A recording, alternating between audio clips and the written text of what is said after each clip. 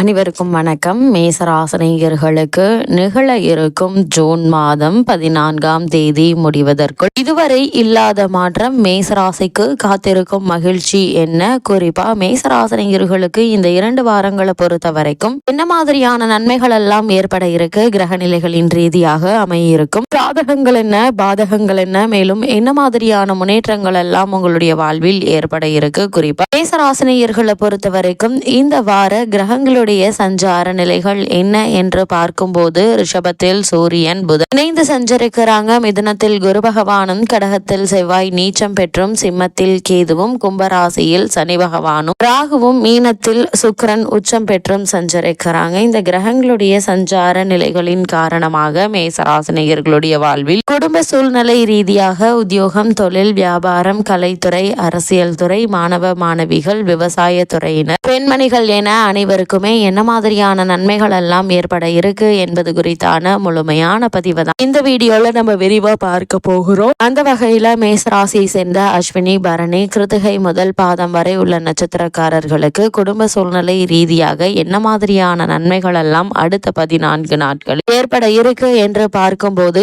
இந்த வாரங்களை பொறுத்த வரைக்கும் உங்களுடைய ராசிக்கு லாபஸ்தானத்தில் சனி, ராகு இணைந்திருப்பதால இந்த வாரங்கள் முழுவதுமே பணப்பற்றாக்குறை இருப்பதற்கு வாய்ப்புகள் இல்லைங்க. திருதிய ஸ்தானத்தில் குரு பகவான் அமர்ந்திருப்பதால் வருமானத்திற்கு ஏற்ப செலவுகளும் இருப்பதால சேமிப்பிற்கு சாத்தியக்கூறுகள் இல்லைங்க. குடும்பஸ்தானத்தில் சூரியன் சஞ்சரிப்பதால் குடும்ப கவலைகள் மனதை எரிக்கும். திருமண முயற்சிகள்ல மேசராசினியர்களை பொறுத்த வரைக்கும் இந்த 14 நாட்களில் லாபஸ்தானத்தில் சனி, ராகு இணைந்திருப்பதால இந்த வாரங்கள் முழுவதுமே பணப்பற்றாக்குறை இருப்பதற்கு வாய்ப்பு இல்லைங்க. திருதிய ஸ்தானத்தில் குரு பகவான் அமர்ந்திருப்பதால் வருமானத்திற்கு ஏற்ப செலவுகள் இருப்பதால் சேமிப்பதற்கு சாத்தியக்கூறுகள் இல்ல. குடும்பஸ்தானத்தில் சூரியன் சஞ்சரிப்பதால குடும்ப கவலைகள் மனதை எரிக்கும். திருமண முயற்சிகள்ல வீண் அலைச்சல்கள் தாங்க மிஞ்சும். அர்த்தாஷ்டகத்தில் செவ்வாய் நீச்சம் பெற்று நிலை கொண்டுள்ளதால் உஷ்ண சம்பந்தமான உபாதைகள் உடலை வருதுங்க. வருமானத்திற்கு ஏற்ப செலவுகளும் ஏற்படுங்க. புத்திரஸ்தானத்தில் கேது சஞ்சரிப்பதால் குழந்தைகளுடைய உடல் ஆரோக்கியம் சற்று பாதிக்கப்படுவதற்கான வாய்ப்புகள் இருக்கு. அதனால் அவர்களுடைய உடல் ஆரோக்கியத்தில் அதிக கவனம் செலுத்துவது நல்லது. எளிய சிகிச்சையின் மூலம் குணம் கிடைக்குங்க. பாக்கியஸ்தானத்தில் உள்ள சனி மற்றும் ராகுவை குரு பகவான் பார்ப்பதால் வருமானம் போதிய அளவிற்கு இருக்குங்க. நெருங்கிய உறவினர்களுடன் கருத்து வேற்றுமையும்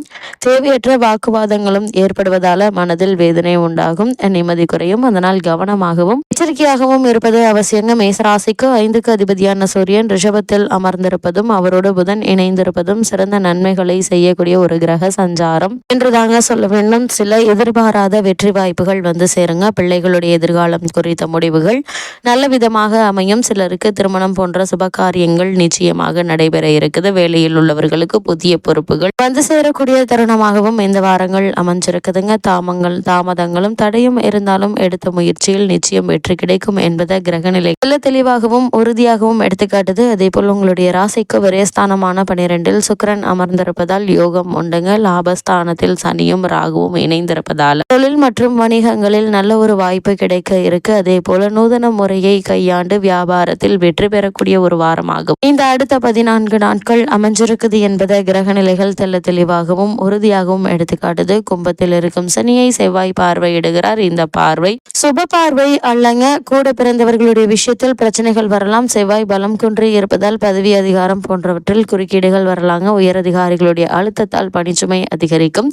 வீடு, மனை முதலியவற்றில் எதிர்பாராத நஷ்டங்கள் வரலாம். அதனால் அதிக கவனத்தோடு எச்சரிக்கையோடு இருப்பது நல்லது. குறிப்பாக மேசராசினியர்கள் புதிதாக மனை வாங்குவது, நிலம் வாங்குவது அல்லது வீடு வாங்குவது சம்பந்தமான முயற்சிகளை மேற்கொள்ளக்கூடியவர்கள் ஆவணங்களை ஒரு முறைக்கு 2 முறை சரிபார்த்து அதற்கு பிறகு கையெழுத்திடுவது நல்லது என்பதை கிரகநிலைகள் மீண்டும் மீண்டும் அறிவுறுத்தது. அதே போல மேசராசியை சேர்ந்த உத்தியோகஸ்தர்களுக்கு அடுத்த 14 நாட்கள் மேலும் என்ன மாதிரியான நன்மைகள் எல்லாம் உங்களுடைய வாழ்வில் ஏற்பட இருக்கு என்று பார்க்கும்போது லாபஸ்தானத்தில் ஜீவனக்காரகரான சனி பகவானுடன் ராகு இணைந்திருப்பது சிறந்த யோக பலன்களை குறிக்குதுங்க. இதுவரை உங்களுக்கு மறுக்கப்பட்டு வந்த ஊதிய உயர்வு மற்றும் பதவி உயர்வு இனி எதிர்பார்க்கலாங்க. சிலருக்கு இடமாற்றம் ஏற்படுவதற்கும் சாத்தியக்கூறுகள் இருக்கு.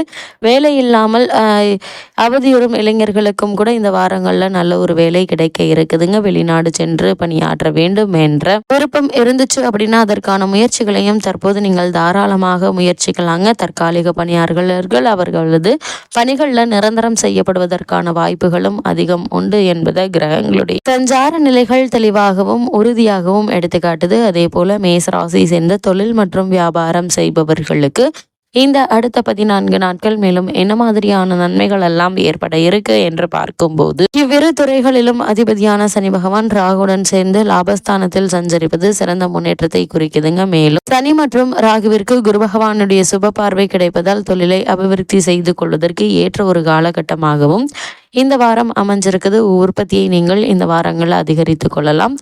அதே போல வங்கிகள் மற்றும் இதர நிதி நிறுவனங்கள் ஒத்துழைக்குங்க. சக கூட்டாளிகள் சுமூகமாக நடந்து கொள்வாங்க. ஏற்றுமதி துறையினருக்கு வெளிநாடுகளிலிருந்து வர வேண்டிய பாக்கிகள் இந்த வாரங்களில் கிடைப்பதற்கான சாத்தியக்கூறுகள் நிறைந்த ஒரு வாரமாக தான் இந்த வாரம் அமைஞ்சிருக்குதுங்க. அதே போல மேசராசி சேர்ந்த கலைத்துறையினரை பொறுத்த வரைக்கும் இந்த வாரம் மேலும் என்ன மாதிரியான நன்மைகள் எல்லாம் ஏற்பட இருக்கு என்று பார்க்கும்போது கலைத்துறையை தங்கள் அதிகாரத்தில் கொண்டுள்ள அனைத்து கிரகங்களும் சுப பற்று திகழ்வதால புதிய வாய்ப்புகள் உங்களை தேடி வர இருக்கு. வருமானம் உயர இருக்குங்க. மக்களிடையே செல்வாக்கு அதிகரிக்கும்.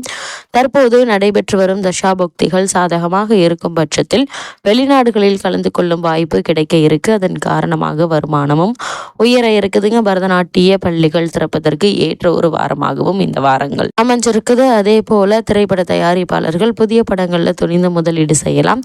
சரித்திர நிகழ்வுகளை பின்னணியாக கொண்டு தயாரிக்கப்படும் படங்கள் நல்ல லாபத்தை பெற்று தருங்க. அதே போல மேசராசியை சேர்ந்த அரசியல் துறையினருக்கு அடுத்த 14 நாட்கள் மேலும் என்ன மாதிரியான நன்மைகள் எல்லாம் ஏற்பட இருக்கு என்று பார்க்கும்போது அரசியல் துறையை தங்கள் அதிகாரத்தில் கொண்டுள்ள கிரகங்கள் சுபபலம் பெற்று சஞ்சரிக்கின்றன. ஆதலால அரசியல் துறையினருக்கு லாபகரமான ஒரு வாரம் என்று தாங்க சொல்ல வேண்டும். மேலிட தலைவர்களினுடைய ஆதரவு கிடைப்பது மன நிறைவை அளிக்குங்க. தற்போது உங்களுக்கு நடைபெற்று வரும் தசாபுக்திகள் சாதகமாக இருக்கும் பட்சத்தில் அரசு பதவி ஒன்று உங்களை தேடி வர இருக்கு என்பதையும் கிரகங்களுடைய சஞ்சார நிலைகள் தெளிவாகவும் உறுதியாகவும் எடுத்துக்காட்டுது. அதே போல மேசராசி சின்ன மாணவ மாணவியரை பொறுத்த வரைக்கும் கல்வித்துறைக்கு ஆதிபத்தியம் கொண்டுள்ள கிரகங்கள் சாதகமாக சஞ்சரிப்பதால இந்த வாரம் முழுவதுமே படிப்பில் நல்ல ஒரு முன்னேற்றத்தை நீங்கள் தாராளமாக எதிர்பார்க்கலாங்க. வெளிநாடு சென்று விசேஷ உயர்கல்வி பயில வேண்டும் என்ற விருப்பம் உள்ளவர்கள் அதற்கான முயற்சிகளை தாராளமாக மேற்கொள்ளலாங்க. அதே போல இந்த காலகட்டத்தை பொறுத்த வரைக்கும் பலருக்கு நேர்முக தேர்வுகள் வெற்றியும் கிடைக்க இருக்குது. ஆசிரியர்கள் கல்லூரி பேராசிரியர்கள் ஆகியோருடைய நேரடி ஆதரவு படிப்பில் உற்சாகத்தை ஏற்படுத்துங்க. அதே போல விவசாயத்துறையினரை பொறுத்த வரைக்கும் பூமிக்காரகரான செவ்வாய் நீச்சம் பெற்று அர்த்தாஷ்டக ராசியில் வலம் வருவதால் வயல் பணிகள் உழைப்பு சற்று கடினமானதாக இருக்கும். ஓய்வெடுக்க